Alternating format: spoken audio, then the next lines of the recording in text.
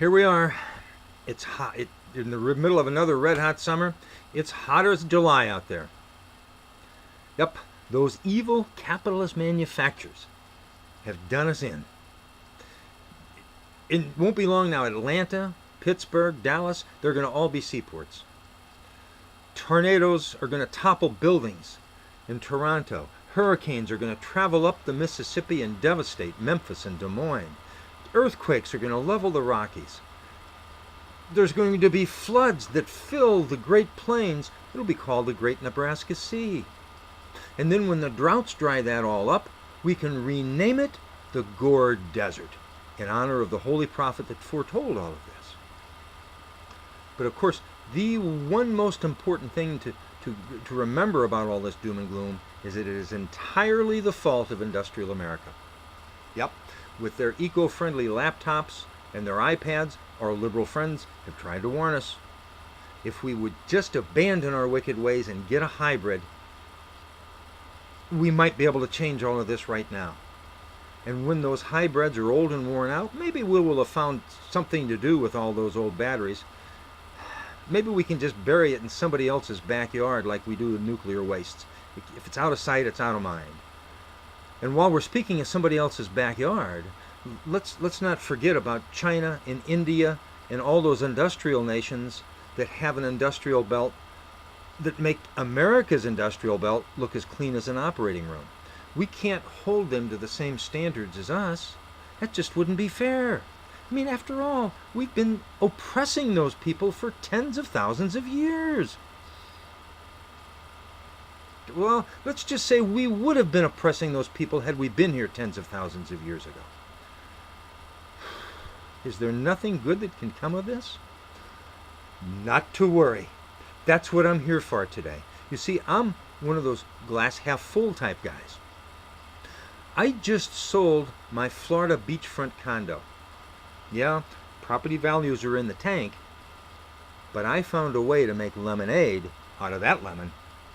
I used the equity to buy a huge plot of beach property on the Hudson Bay.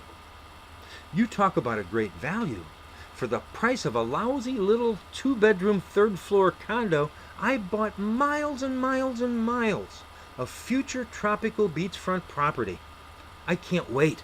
Come on, industrial plants, belch out some more of that smoke. Let's get the show on the road. And if you think about it, this is going to be a blessing for places like northern Canada and Siberia. Right now, they're economically dead. Soon, they are going to be offering tropical getaway vacations. It will bring commerce to what is currently now a barren wasteland. And the whole concept got me to think about another possibility, another positive outcome of global warming. This has to do with something that happened 500 years ago. Columbus sailed the ocean blue.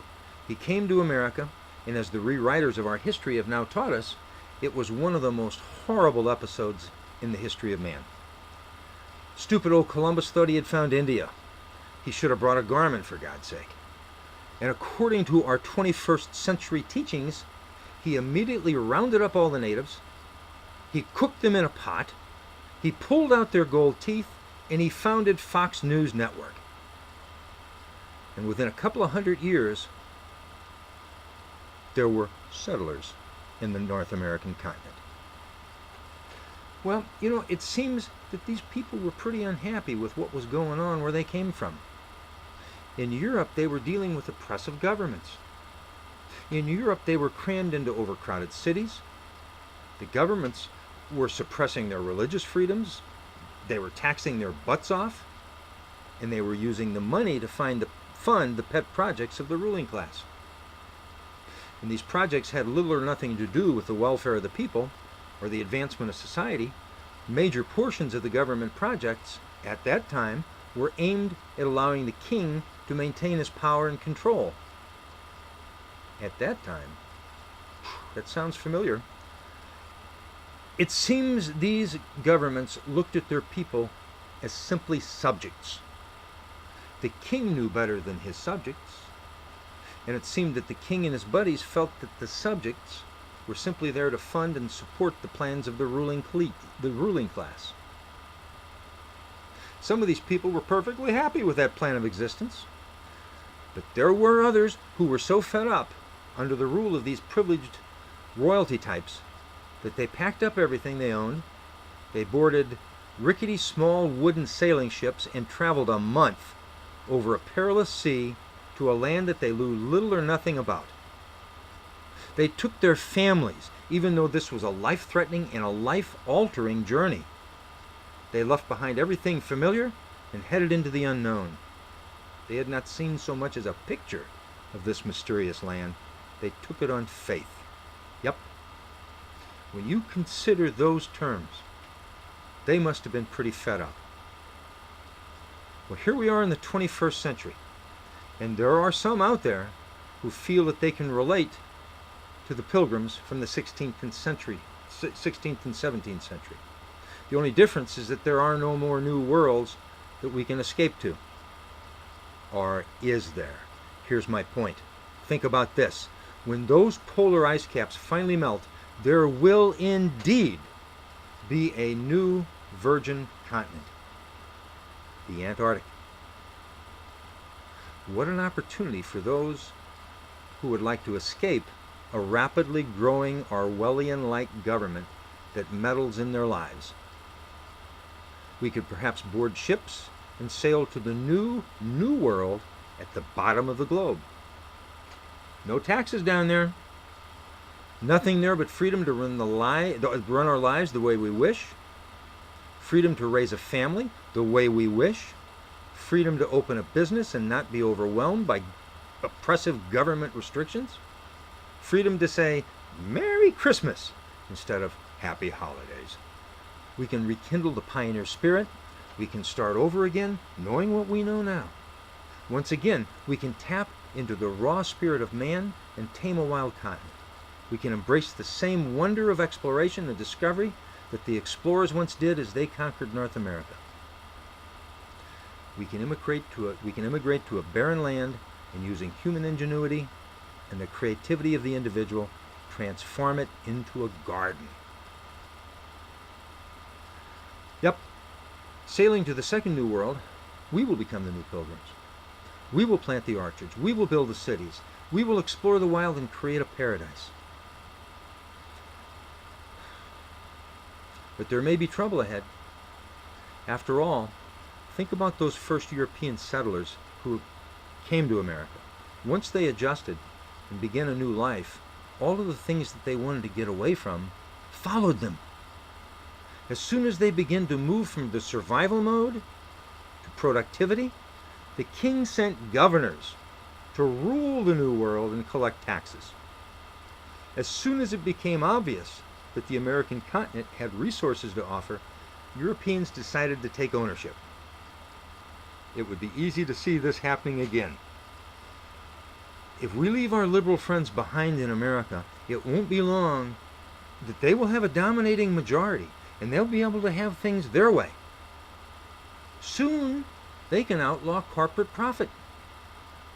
They can ban gas-powered automobiles. They can promise free health care, free utility, green utilities, of course, free groceries. Government will supply everything that you need. Well, maybe not everything. Movies and music might cost you more. You see, we wouldn't want those poor liberal movie stars and musicians to suffer the way they have under this oppressive capitalist system. But that aside, speaking of oppression, the left can release all their beloved drug dealers and murderers from prisons, because of course they have all been oppressed by this old society as well. And they can use those empty prisons to house cigarette smokers and gun owners, if there's any of them left behind. Well, maybe we won't call them prisons anymore. Let's upgrade them to re-education camps. That sounds better. And speaking of education, grade school students are going to be awarded straight A's. No one needs to feel bad about themselves. And by the time they're in their teens, they will all be awarded a PhD to further boost their self-esteem. And the new American society will be proclaimed the most enlightened human beings who ever walked the earth. Oh, it will be utopia. Or will it? You see, the new fair tax system that the progressive leaders have put in place of 100% of your income, and that's only fair since the government supplies 100% of your needs. That will still be not enough, though, to supply all of those wonderful projects that the leaders promised to ensure their reelection. The only logical thing that they can do would be to tax the colonists in the Antarctic. After all, they looted the system before they left, and they have those successful businesses down there, and they seem so happy, while old America needs the money. Well, you can see where this is going to lead.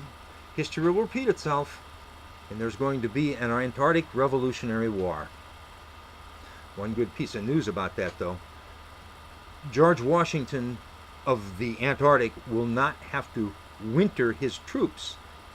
You see, there won't be any more winters. It's global warming. Oh, anyway, war is not good. Maybe there's a way we can avoid that war. Perhaps the liberals and progressives can pack up and move to the Antarctic. Perhaps they can put aside their objections to immigration laws and keep out all the evil conservatives, keep out the libertarians, keep out the industrialists, keep out the Christians, and all the other bad members of society that have for so long held them back and kept them living in fear. Liberals, you should delight at this chance. It would be a virgin continent. You can start from scratch and do it your way. There are no indigenous people that you'll have to fight off. You can plant your trees and admire them without the interference from lumberjacks. There's no constitution in place to oppress you. You can create all new green energy only grids. And you can show us how it should be done. You can create your utopia. And perhaps those of us that are left behind will be so impressed that we'll tear down our system and rebuild a new one in your image. Come to think of it, this is the perfect solution. This would divorce those who accomplish from those who think they have a better idea. I say, liberals, go for it. Okay, enough of this. Just a reminder, tongue in cheek, I doubt that there's any liberals still watching this. But if there is, I'm going to remind you, this has just been for fun. I didn't really buy any property on the Hudson Bay. If you wish, go for it. I'm not going to get in your way. I'm not going to sue you and say you stole my idea. But seriously, liberals, come to your senses. Your progressive, elitist leaders are offering you recipes to roast the goose that lays golden eggs. At this point, most of their green solutions seem to be aimed at killing the goose and burning the barn, rather than finding a way to keep the barnyard clean and keep the goose happy. Let's work together for real-world solutions, not fantasies that just sound good. We can continue to share omelets, or we can have a goose banquet and then wonder why there's nothing left to eat. I'm a conservative. I love America, and I am grateful for my forefathers. And I hope that the blessings that I have enjoyed will still be here for our children's children's children. Goodbye for now. See you again soon.